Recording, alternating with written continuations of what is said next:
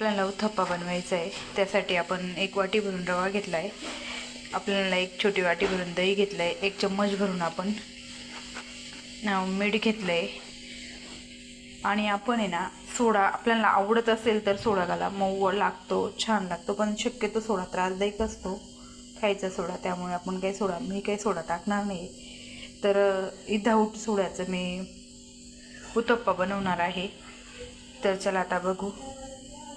रवा छान असा पण चाळून घेतलेला आहे, स्वच्छ आहे रवा पूर्ण, आता तो आपण वतून घेणार आहोत त्याच्यामध्ये।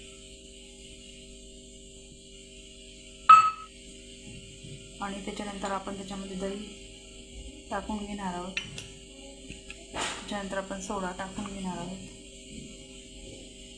आपल्याला ज्या प्रमाणाने आपल्याला पाणी सोडायचं आहे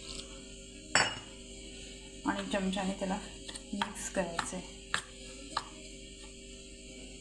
तर अशा पद्धतीने आपलं बॅटर तयार झालेलं आहे आणि आपण थोडं अजून पाणी टाकून आपण हे बॅटर 15 मिनिटं आपण साईडला ठेवू आणि 15 मिनिटानंतर आपण ह्याचं बनवू उत्तप्पा, रव्यापासून उत्तप्पा बनवू।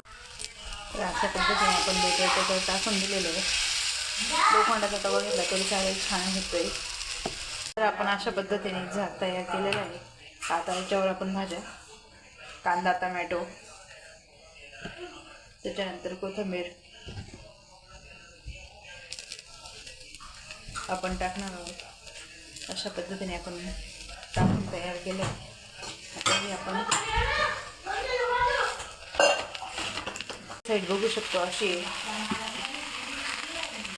आपला उत्तप्पा रेडी झालेला आहे।